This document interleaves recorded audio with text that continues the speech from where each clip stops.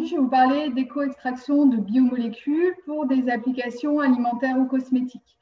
Ce travail de recherche, je le fais au sein du laboratoire de chimie et biologie des membranes et nano-objets, et plus spécifiquement dans une équipe dédiée à l'étude des colloïdes, des lipides pour des applications industrielles ou alimentaires. Alors, avant d'attaquer le cœur du sujet, un tout petit peu de contexte. À l'heure actuelle, si vous regardez les tendances alimentaires pour l'année 2020, vous entendez parler de consommer local, vous entendez parler de substances controversées qu'il faudrait supprimer de l'alimentation. On entend beaucoup parler d'agriculture biologique, de produits issus du végétal. Toutes ces tendances amènent à des besoins d'un point de vue alimentaire et des besoins d'ingrédients qui soient de plus en plus issus de produits naturels. Le consommateur, il ne veut pas dans sa liste d'ingrédients de produits qui sonnent chimiques. Et donc, dans tout ça, il faut pouvoir aller chercher les molécules dont on a besoin dans des matrices qui sont très complexes.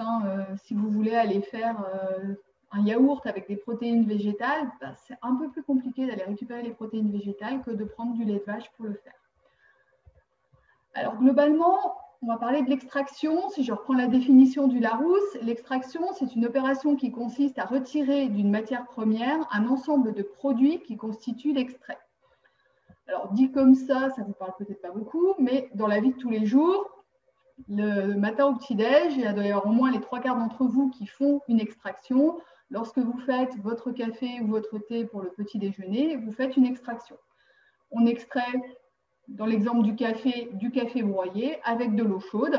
L'objectif étant de séparer l'extrait de café qui va contenir la caféine, des colorants un petit peu marron et qui va aussi contenir toutes les molécules aromatiques d'un résidu solide dont on ne fait pas grand-chose. Il y a aussi beaucoup de produits que l'on consomme tous les jours dans notre cuisine qui sont issus aussi de procédés d'extraction. On peut citer le sucre, par exemple, qui va être extrait soit de la betterave, soit de la canne à sucre. On a également toutes les huiles végétales qui vont être extraites à partir de graines oléagineuses, du tournesol, du colza, du lin. Il y a plein de plantes oléagineuses diverses et variées. On va retrouver aussi dans les listes d'ingrédients de nos produits alimentaires différents composés qui ont été extraits. Par exemple, vous avez des gélifiants à base d'agar-agar. Ça, c'est produit par extraction de ce gélifiant à partir d'algues. Et puis, si vous consommez des compléments alimentaires, la plupart des compléments alimentaires, c'est un extrait qui est fait à partir de plantes. Alors, dans tous les cas, on va parler d'extraction solide-liquide. Le principe, c'est qu'on a un solide qui est schématisé ici en jaune avec des taches rouges dans mon exemple. Ce solide, il contient la molécule d'intérêt. Ce que je veux extraire, ces petites taches rouges. Et pour aller récupérer le contenu de ces petites taches rouges, on va utiliser un solvant qui est ici représenté en bleu. L'objectif étant que mon soluté, mes molécules rouges, passent de mon solide vers la phase liquide. Alors, cette étape d'extraction, si vous voulez extraire du sucre, le solvant, ça sera de l'eau, le solide de la betterave ou de la canne à sucre. Si vous voulez venir extraire une huile végétale, l'huile et l'eau, je ne vous apprendrai rien si je vous dis que ça ne se mélange pas. On ne va pas pouvoir utiliser de l'eau pour extraire de l'huile. Ça ne marchera pas. Donc, à partir de là, mon solide, ça sera ma graine oléagineuse. Et pour le liquide, on peut utiliser des solvants dits organiques issus de la chimie du pétrole, comme par exemple de l'hexane, ce qui va très bien marcher. Alors, utiliser de l'hexane, c'est bien. Si vous allez faire une petite recherche sur Google, vous verrez que l'hexane, c'est un composé qui est reprotoxique, qui est inflammable. Je crois qu'il est même classé CMR, donc cancérogène. Donc à partir de là, il y a depuis quelques années un concept d'éco-extraction qui a été développé, qui a pour objectif de faire cette extraction, d'aller produire des composés d'intérêt, mais en suivant une démarche un peu semblable aux démarches de la chimie verte, du développement durable. L'objectif, c'est de faire ça de façon raisonnée. Alors, la définition d'éco-extraction, c'est une technologie ou un ensemble de technologies basées sur la découverte et la conception de procédés d'extraction permettant de réduire la consommation énergétique, mais aussi l'utilisation de solvants alternatifs afin d'éliminer les solvants pétroliers à partir d'une ressource végétale et renouvelable. Alors, les mots-clés que l'on va retrouver ici, c'est que d'une part, il y a des notions de diminution de la consommation énergétique, il y a aussi une notion de substitution des solvants pétroliers, et on va travailler en général à partir d'une ressource végétale. Globalement, ce principe de l'éco-extraction, enfin, ce concept de l'éco-extraction va se détailler en 6 principes. Le premier principe, ça vise déjà à choisir à partir de quoi on va faire l'extraction. Concrètement, si vous voulez aller extraire du sucre, vous allez prendre de la betterave à sucre ou de la canne à sucre. On ne va pas chercher à aller chercher du sucre dans une plante qui en contient très peu. De la même manière, si on veut faire de l'huile, on ne fait pas de l'huile à partir d'une plante qui contient 1 à 2% d'huile. Non, on va privilégier, on va aller utiliser une plante qui contient beaucoup d'huile. Une graine de colza, c'est 45% d'huile. Donc voilà, on choisit la matière première, quitte à travailler sur la sélection, sur le choix de la plante que l'on va planter, justement pour avoir un maximum de production du composé qui nous intéresse. Ensuite, on va travailler sur le procédé en lui-même, sur la transformation en elle-même. Typiquement, on va pouvoir privilégier des solvants alternatifs, donc éviter l'utilisation d'hexane, de solvants pétrosourcés, et privilégier des solvants renouvelables issus des agro-ressources. On peut aussi travailler sur la technologie de l'extraction, essayer d'aller utiliser des technologies innovantes, également faire de la récupération d'énergie. Le quatrième principe, lui, il vise à générer des coproduits ou de générer des déchets. L'idée, c'est de travailler vraiment sur une chaîne de valorisation complète de la plante et pas de dire je prends ma plante, j'extrais mon composé d'intérêt, tout le reste, ça part à la poubelle. Okay. Je prends ma plante, je cherche mon composé d'intérêt, est-ce que je ne peux pas aller chercher d'autres composés d'intérêt, faire quelque chose avec le résidu solide que j'obtiens à la fin? Ça, c'est le principe de la bio ou agro-raffinerie et l'objectif, c'est d'aller là-dessus. Après, on peut aussi réduire le nombre d'opérations. Parce que si on commence par dire, alors, on va prendre l'exemple du café que vous faites au petit déjeuner, ok, je prends le matin mon grain de café, je le moue pour avoir un café de granulométrie contrôlée. Comme ça marche mieux, je fais un petit tamisage pour avoir vraiment que des particules de la taille qui m'intéresse. Puis après, je vais faire l'extraction, je récupère mon résidu solide, je récupère mon extrait.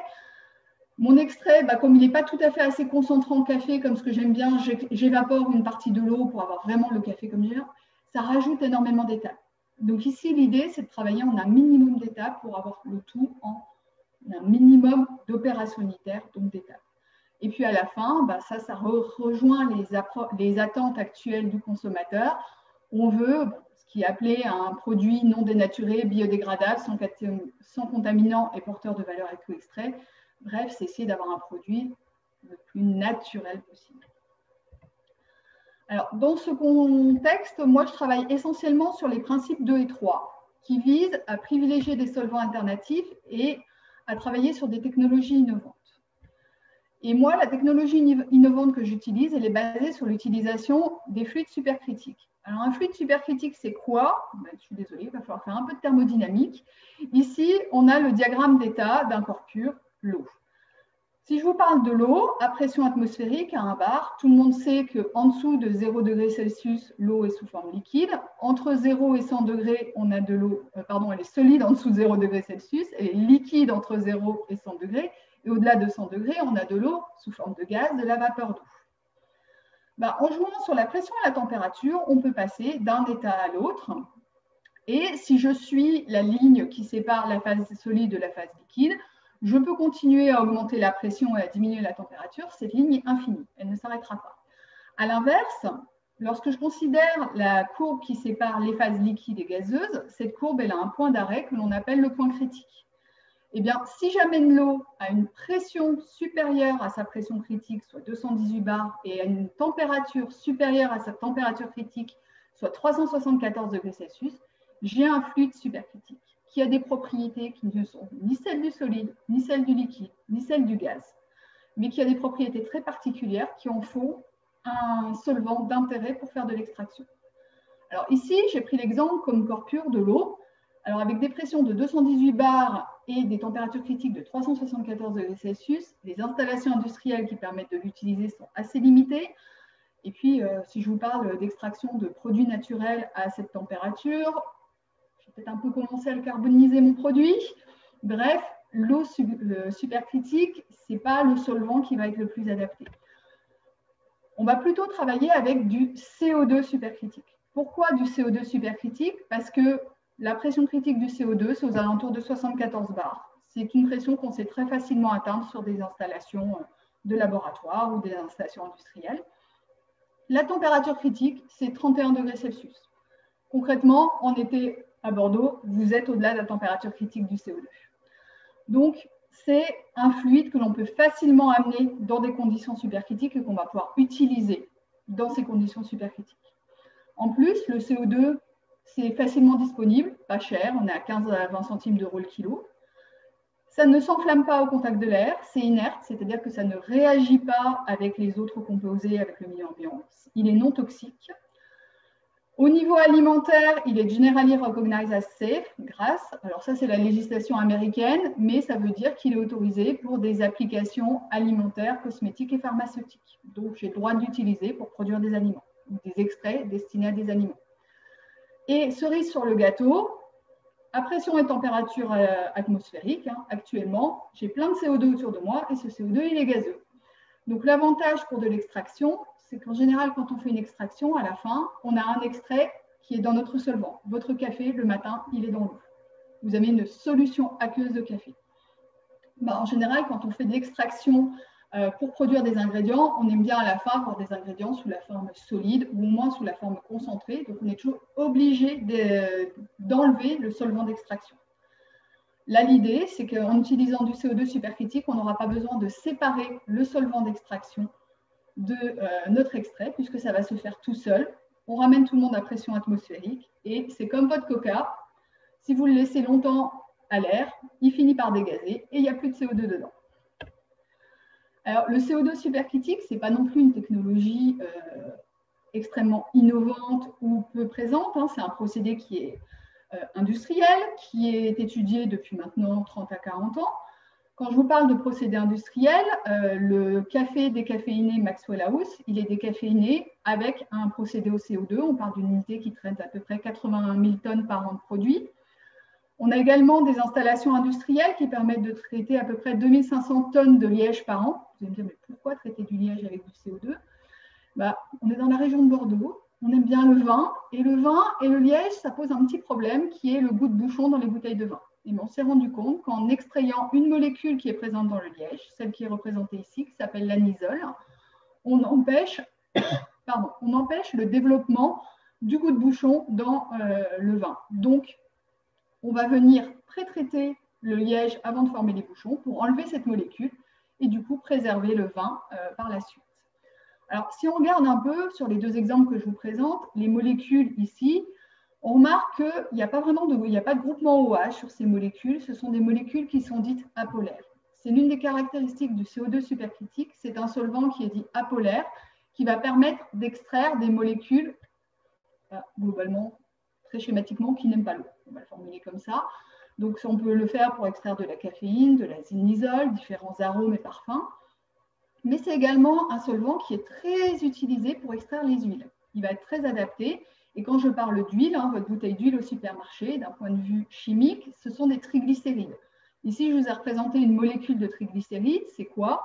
On a un petit squelette glycérol là, qui est représenté en orange et sur lequel sont estérifiées 3 chaînes d'acides gras. Ce sont les grandes chaînes bleues qui sont représentées. Moi, dans mon activité de recherche, j'essaye d'aller vers la sélectivité dans l'extraction et notamment se poser la question, est-ce que l'on peut venir extraire d'autres types de molécules qui seraient un peu moins apolaires que les triglycérides? Et notamment, s'intéresser à l'extraction d'un autre type de lipides, donc ça reste un corps gras, mais que sont les phospholipides dont je vous ai mis la représentation schématique ici. Ça reste une structure chimique relativement proche. J'ai toujours mon squelette glycérol en orange. J'ai toujours 2 chaînes grasses qui sont représentées en bleu.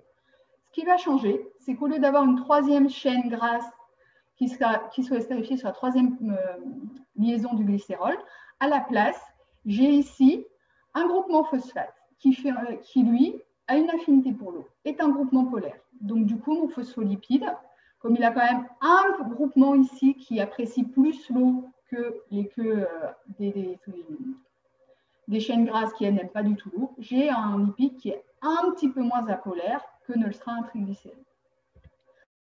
Donc ici, j'ai choisi de vous présenter les résultats d'une étude dans laquelle on s'est intéressé à l'extraction de phospholipides. Alors pour info, les phospholipides, si vous prenez une tablette de chocolat chez vous et que vous allez regarder les ingrédients, vous retrouvez en général dans la liste des ingrédients sur le chocolat quelque chose qui s'appelle émulsifiant, lécithine de quelque chose, soja, tournesol ou ainsi de suite. C'est ça. C'est majoritairement composé de phospholipides. Donc ces phospholipides, ce sont des ingrédients agroalimentaires. Et nous, on s'est intéressé à leur extraction à partir de résidus agro-industriels. Alors c'est quoi ces résidus agro-industriels? On a pris des résidus de la coquille Saint-Jacques. On n'est pas loin de la mer. Si vous allez chez le poissonnier et que vous achetez des coquilles Saint-Jacques, vous allez manger le muscle, vous allez peut-être manger le corail, mais il y a une grande partie que votre poissonnier, le plus souvent, s'il vous prépare les coquilles, a enlevé au préalable, c'est-à-dire les branchies, c'est-à-dire le foie, c'est-à-dire plein d'éléments comme ça. Nous, on a récupéré ces éléments, on les a séchés et on en a fait une poudre verte qui ressemblait à ça. Et on a également parti d'un deuxième coproduit, qui est un autre coproduit végétaux, c'est un tourteau issu de graines oléagineuses. Donc, quand vous faites de l'huile, en général, on presse les graines oléagineuses pour récupérer l'huile. C'est l'huile vierge que vous trouvez au supermarché. Et le résidu solide, c'est ce que l'on appelle le tourteau. Donc ici, on a travaillé sur un tourteau de graines de cameline. Et l'idée, c'était d'aller extraire les phospholipides. Et puis, quand je mets des phospholipides dans mon chocolat, c'est pour son caractère émulsifiant, c'est-à-dire sa capacité à s'auto-assembler, à former des structures particulières. Donc, on s'est également intéressé à la formulation de l'extrait obtenu. Alors, comment on va faire ça? Donc, globalement, j'ai mes triglycérides qui sont fortement apolaires, j'ai mes phospholipides qui sont un petit peu plus polaires. Et mon objectif, c'est de récupérer ces phospholipides pour faire des liposomes. Ce sont la structure qui vous est représentée ici. Un liposome, c'est quand on met des phospholipides dans l'eau. Les phospholipides s'arrangent sous la forme d'une sphère délimitée par une bicouche de phospholipides où les phospholipides se mettent tête bêche, de sorte que vers l'extérieur de ma sphère, j'ai les têtes polaires de mes phospholipides et vers l'intérieur également. Et dans la bicouche au centre, je vais avoir mes deux couches, mes deux épaisseurs de chaîne grasse en fait, qui vont s'interconnecter. La littérature nous dit que, ok, si je mets des phospholipides dans l'eau, ils vont s'auto-assembler sous la forme de liposomes. Par contre, si je le fais en présence de triglycérides, ça ne va pas marcher. Les triglycérides ont un effet négatif sur la formation des liposomes.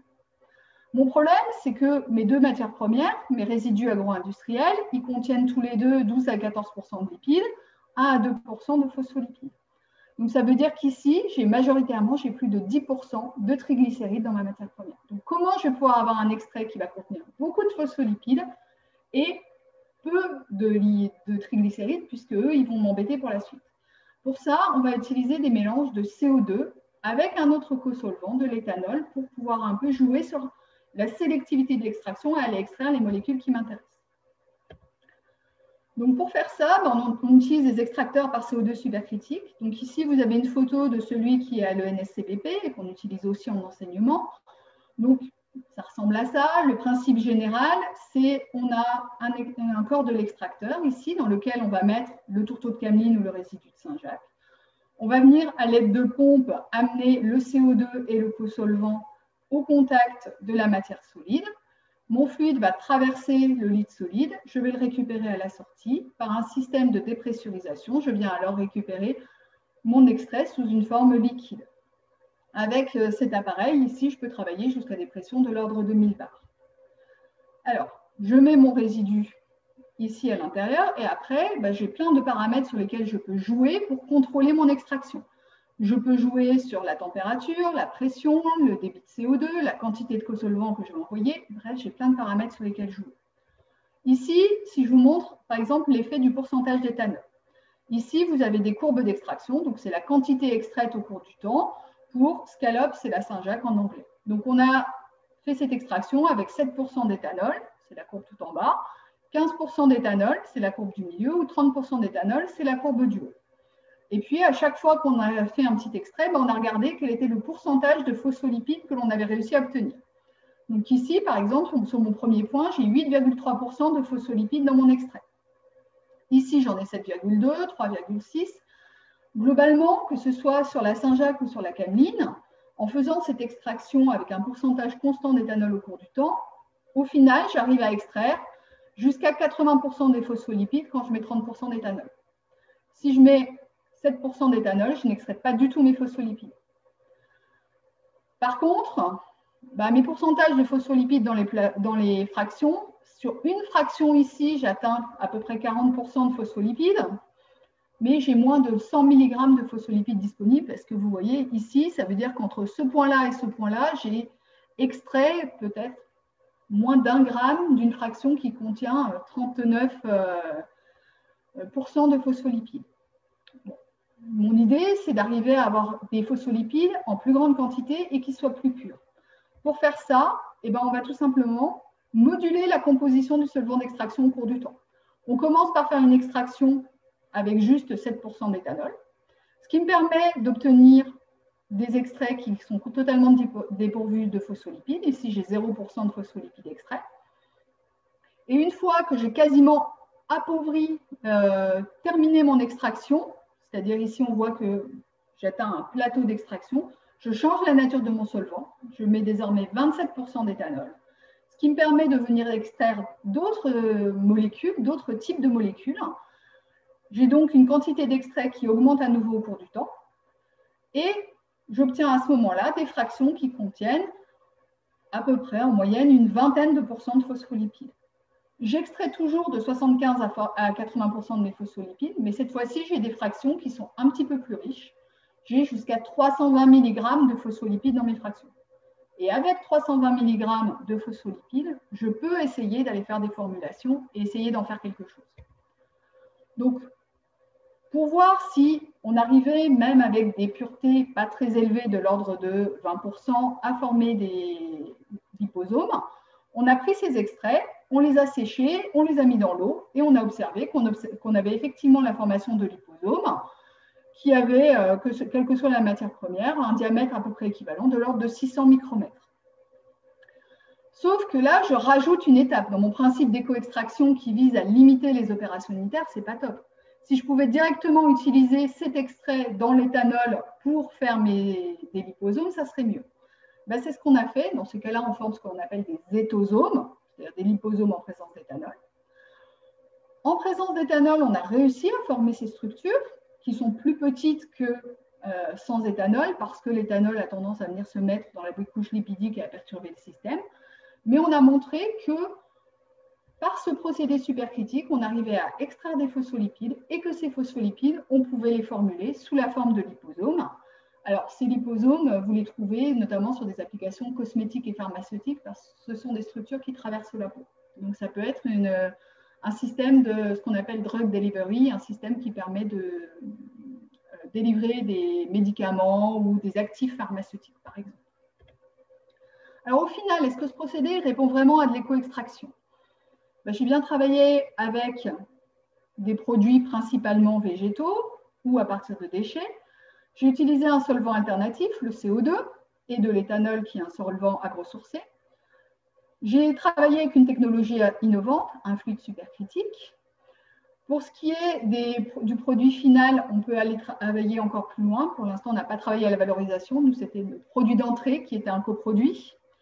Et on a montré qu'en formulant des étosomes à la place de liposomes, on pouvait réduire le nombre d'opérations unitaires. Donc, ça répond plutôt bien au principe de l'éco-extraction. Alors ça, c'était un exemple. Après, au laboratoire, on travaille sur l'extraction de plein de molécules de types différents, à partir de plein de matières premières différentes. Par exemple, on a travaillé sur de l'extraction à partir de terres décolorantes. Quand vous achetez une huile végétale au supermarché, cette huile, elle a été décolorée pour qu'elle soit bien jaune, qu'elle ait une bonne couleur qui corresponde à vos attentes. Et cette décoloration, elle est faite en filtrant l'huile sur une argile, ça s'appelle des bentonites. Et à la fin, on récupère cette argile chargée d'huile et qui constitue un déchet industriel dangereux parce que ça s'enflamme tout seul au contact de l'air. Donc nous, on a travaillé sur ces déchets pour en fait régénérer la poudre dans le but d'avoir un déchet qui ne soit plus dangereux et récupérer des composés lipidiques qui peuvent être utilisés pour faire de la lipochimie ou autre chose. On peut également extraire des molécules colorantes. Là, vous avez des exemples d'extraits colorés qu'on a produits au laboratoire. Le CO2, ça s'intègre totalement dans le concept de la bioraffinerie. Récemment, on a travaillé par exemple sur le tourteau de maïs, pardon, pas sur le tourteau, sur le germe de maïs, qui est séparé quand on veut faire de la semoule de maïs. On sépare d'abord le germe. Nous, on a récupéré l'huile qui est contenue dans ce germe en utilisant un procédé à base de CO2. Puis le germe des lipidés, on l'a utilisé pour extraire les protéines, puisqu'il y a des gros besoins en protéines végétales pour différentes applications industrielles. Et cette farine déprotéinisée et délipidée, on l'a également utilisée pour faire des émulsions comme composés stabilisants pour des émulsions. Avec du CO2, on peut aussi faire totalement autre chose. Je vous ai mis un exemple, on a travaillé sur de la pasteurisation de compléments alimentaires. C'est-à-dire que là, on va utiliser le CO2 pour détruire les micro-organismes qui sont présents dans le produit et qui peuvent l'altérer au cours du temps. Et l'intérêt du CO2 dans ce cas-là, c'est qu'on va travailler à basse température, on va pouvoir préserver l'ensemble des composés actifs présents dans les compléments alimentaires. Donc en conclusion, le CO2 supercritique, c'est un procédé industriel, mais il y a encore de nombreuses applications à développer et à mettre en place. C'est un procédé vert que l'on utilise également en travaux pratiques à l'UNSCBP. Ce pilote a été financé sur les investissements pédagogiques de l'école et donc ça fait partie des technologies innovantes auxquelles on forme nos étudiants. C'est un procédé qui a tout à fait sa place dans une démarche d'éco-extraction qui peut servir d'alternative pour remplacer les solvants pétrosourcés, notamment l'hexane utilisé pour l'extraction des huiles, et qui a tout à fait sa place dans les attentes du consommateur qui sont de la recherche de naturalité et dans les thématiques de recherche sur les procédés d'extraction pour différentes applications. Il faut toujours arriver à adapter le triptyque et vraiment à travailler sur les trois aspects que sont le choix de la matière première, le choix du procédé et des conditions d'extraction, en lien avec les propriétés de ce que l'on a extrait et ce que l'on veut en faire. Voilà, je vous remercie de votre attention et puis je vais répondre à vos questions.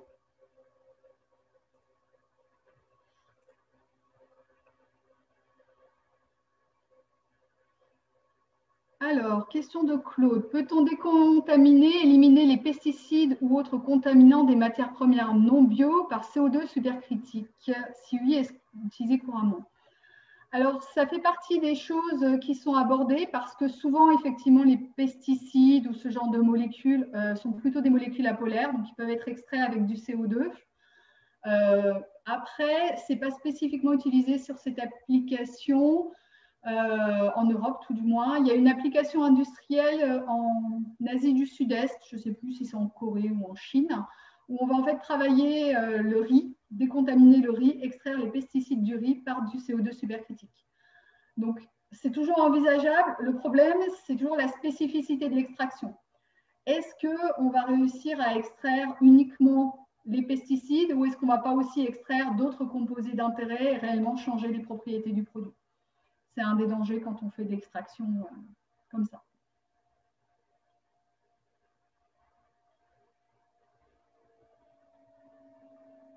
Est-ce qu'il y a d'autres questions?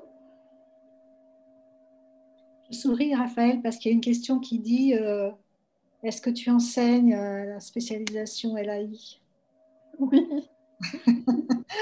Raphaël, c'est responsable de la spécialisation lipides et applications industrielles. Voilà, donc la spécialisation LAI, comme elle vient de le dire, c'est lipides et applications industrielles. Oui.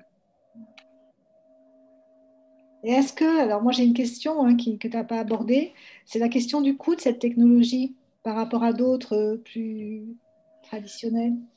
Alors, jusqu'à il y a quelques années, il y avait beaucoup d'études qui disaient que ça coûtait très cher. Finalement, les études les plus récentes tendent à montrer que ce n'est pas si cher que ça, parce que c'est toujours le principe des procédés. Plus on va faire des usines grosses, plus à la tonne de produits traités, ça va coûter moins cher. Voilà. C'est ce qu'on appelle les économies d'échelle. Par contre, les limitations, c'est que dans les exemples que je vous ai présentés sur la décaféination du café, c'est un procédé qui tourne en continu. Donc, ce qu'on appelle un procédé continu, c'est qu'en permanence, on fait rentrer la charge solide, on fait rentrer le solvant, et de l'autre côté, en permanence, on va récupérer l'extrait et le solide épuisé. Le problème quand on travaille sous pression, c'est d'arriver à confiner la pression dans une enceinte et qu'il n'y ait pas de fuite. Voilà, on n'a pas non plus envie d'avoir des fuites de CO2 dans tous les sens.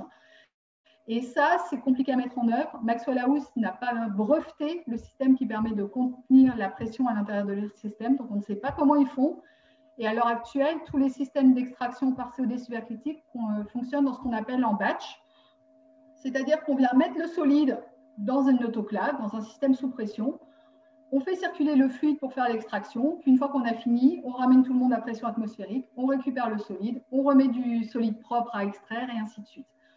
Donc ça, pour les procédés industriels, c'est vraiment une limitation parce qu'il y a vraiment des besoins de procédés continus, notamment quand on parle de produits de commodité, une huile végétale qui va être vendue 1 ou 2 euros le litre au supermarché, il y a besoin de procédés continus sur des usines qui peuvent produire énormément, qui ont des grosses capacités. Donc ça, c'est un peu la limitation. Après, les dernières études économiques semblent montrer que ce n'est pas plus cher. C'est peut-être un peu plus cher à l'investissement, mais après, on regagne sur le fonctionnement parce qu'il n'y a pas d'extrait à évaporer par la suite. On réduit aussi le nombre d'opérations unitaires parce que c'est facile d'avoir un extrait dépourvu de solvant. Donc voilà. Et l'autre question, les huiles essentielles. Alors oui, on produit des huiles essentielles par CO2 supercritique. Alors si la question, parce que c'est Claude qui la pose également, si l'objectif c'est de séparer les pesticides des huiles essentielles, on ne va pas y arriver. Ou alors, il faut vraiment travailler sur les conditions opératoires pour aller chercher la sélectivité. Il y a vraiment beaucoup d'optimisation à faire. Mais de base, les huiles essentielles sont solubles dans le CO2 et donc sont facilement et bien extraites avec du CO2 et les pesticides aussi. Donc, on va avoir tendance à faire plutôt des huiles essentielles relativement riches en pesticides, ce qui n'est pas tout à fait l'objectif en général. Après, pour les procédés continus, dispose-t-on de capteurs pour faire du contrôle en boucle fermée? Alors après, ça dépend quel procédé en continu. Oui, de base, les procédés en continu sont instrumentés. Alors bon, les procédés en CO2, il n'y en a pas vraiment en continu, mais si on prend par exemple tout ce qui va être l'extraction des huiles végétales à l'hexane, effectivement, c'est des procédés qui sont instrumentés. Il y a des régulations de température, il y a des contrôles réguliers sur la composition des extraits, justement, pour pouvoir avoir un process. L'objectif, c'est d'avoir ça reprend un petit peu les présentations précédentes. Hein. On essaye de plus en plus aussi dans le contrôle de procédés de s'affranchir de l'humain pour faire en sorte que ce soit la machine qui contrôle le process et qui soit au plus près des ajustements pour avoir un fonctionnement optimal, une productivité maximale avec des consommations énergétiques minimales en général pour les principaux points d'optimisation dans le domaine des procédés.